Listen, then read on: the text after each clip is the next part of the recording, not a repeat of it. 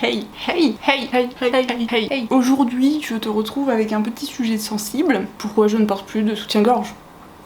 Je pratique le no-bra. Donc le no-bra, si tu sais pas ce que c'est le fait de ne plus porter de soutien-gorge parce que tu n'as plus envie d'en porter. Donc je pratique le no-bra depuis à peu près octobre 2019, donc ça va faire presque un an que je ne porte plus de soutien-gorge. La raison étant simple, je n'aime pas porter de soutien-gorge. Alors pourquoi j'ai commencé à porter des soutiens-gorge? À cause de la société. J'ai eu de la poitrine très jeune en fait. J'étais en 6ème quand j'ai commencé à avoir de la poitrine, donc j'en avais pas beaucoup mais j'en avais quand même par rapport à mes copines ou quoi. Enfin j'étais vraiment plus développée que les autres. Et donc en fait c'est une copine de ma mère qui m'avait fait remarquer que j'avais de la poitrine et qu'il fallait peut-être songer à porter des sous-vêtements. Enfin des soutiens-gorge parce que je portais déjà des culottes à l'époque. C'était pire ce que je dis. J'avais pas très envie, ça me gênait pas puisque j'en avais presque pas. Enfin vraiment c'était pas quelque chose pour moi qui était indispensable quoi. J'ai cédé à la pression sociale entre guillemets, j'ai commencé à porter des brassières. Et puis petit à petit j'ai commencé à porter des soutiens-gorge donc avec armature, donc avec des baleines. Si tu sais pas ce que c'est les petits arceaux comme ça qu'il y a sous les soutiens-gorge. J'ai commencé à en porter en 3ème parce qu'avec ma cousine j'avais fait les boutiques et en fait elle a un an de plus que moi.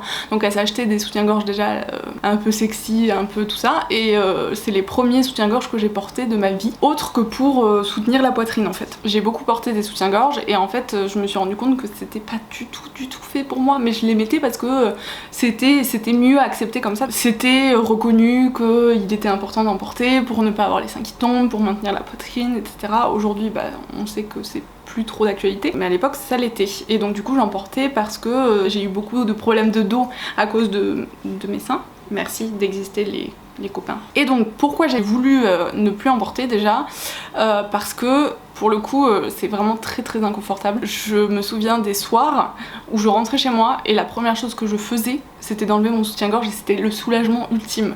C'est-à-dire que ce qui était censé être inconfort ne l'était même plus puisque ça me faisait plus mal qu'autre chose.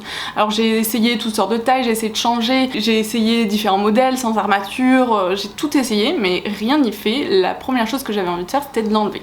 Donc ce que je me suis dit, parce que c'est quand même aujourd'hui difficile de passer le cap en tout cas, de ne plus en porter, parce qu'il y a le regard des gens clairement, qui n'est pas toujours bienveillant, donc quand on regarde ta poitrine et qu'on remarque que tu n'as pas de soutien-gorge, t'es souvent vite jugé, vite mis dans une case, vite sexualisé aussi parce que un téton qui pointe pour la société ce n'est pas toléré. Disons qu'un téton qui pointe d'un homme c'est toléré, un téton qui pointe d'une femme c'est tout de suite sexuel, oulala elle a des désirs sexuels très importants. Sauf que en fait non, on est humain et des fois on a froid et on a les tétons qui pointent et des fois on a juste les tétons qui pointent parce que c'est la vie, c'est comme ça en fait. Et donc ça a été très dur, donc j'ai commencé par ne plus porter de soutien-gorge en hiver.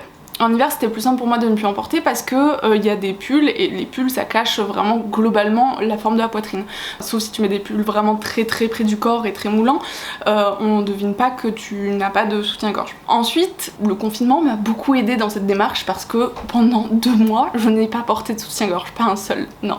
Et c'était une libération de ne plus en porter. Et même quand je sortais, j'en portais pas parce que je sortais tellement rarement et que c'était tellement occasionnel pour aller faire des courses. Je me suis dit, en fait, pourquoi en mettre? Petit à petit, en sortant, etc., j'en ai plus remis. J'en ai remis un peu à la sortie du confinement, mais je me suis dit, mais pourquoi tu t'en remets? Pourquoi tu te fais souffrir alors que t'as passé plus de 6 mois sans soutien-gorge en fait? Et du coup, j'ai décidé de complètement arrêter. Et c'est très bien comme ça me convient parfaitement. Bien sûr, si toi, ça te cause des problèmes de dos ou quoi que ce soit, continue d'en mettre. Si ça te soulage, continue d'en mettre. Mais moi, ça n'a rien changé à mes problèmes de dos, donc je privilégie le confort. Après bien sûr j'adore la lingerie, je trouve ça très joli, mais je porte pas tous les jours, enfin je pense que tu vois ce que je veux dire.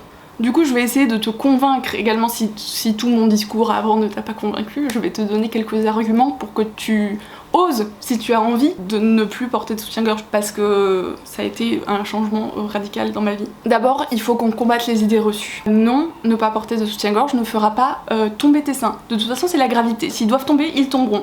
Mais en fait, le problème, c'est que au contraire, les soutiens-gorge maintiennent la poitrine, ce qui fait que, comment dire, vu que tes seins ne sont pas sollicités, enfin c'est quelqu'un qui les porte pour eux, en fait c'est comme si tous les jours on te portait dans les escaliers, forcément ça va pas muscler tes jambes, tu vois ce que je veux dire, donc forcément tu vas être moins musclé que si c'était toi qui montais les escaliers tout seul. Cette analogie, mais mon dieu, Et au contraire, les baleines ont tendance à casser complètement ton sein, donc à casser toutes les nervures et les muscles du sein, et donc trop emporté, bah, ça casse ton sein et du coup ça le fait d'office tomber quoi. La deuxième raison, c'est une raison économique, parce que clairement, si tu veux acheter des soutiens-gorge de bonne qualité, il faut que tu comptes en moyenne 50 € le soutien-gorge.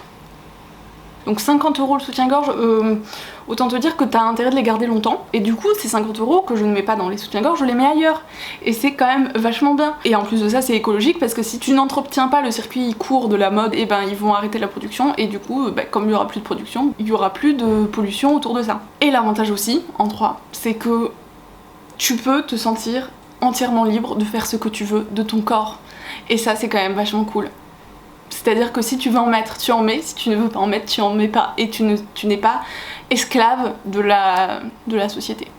Ah oui, le petit désavantage, c'est que quand par exemple je suis en retard pour prendre les transports en commun, quand je cours, et ça me fait mal. Du coup, je suis obligée de les tenir comme ça quand je cours. Mais en même temps, comme je suis jamais en retard, ça va. Donc sur ce, je retourne ne pas porter de soutien-gorge. J'espère que cette vidéo t'aura aidé pour ton cheminement vers une liberté, une libération de ton corps. Tu pourras éventuellement la partager à d'autres si jamais le message t'a plu. Voilà, simplement. Sinon, je t'invite à t'abonner à cette chaîne pour ne manquer aucune autre vidéo sur la libération du corps. Oui, soyons libres! Je te fais des bisous!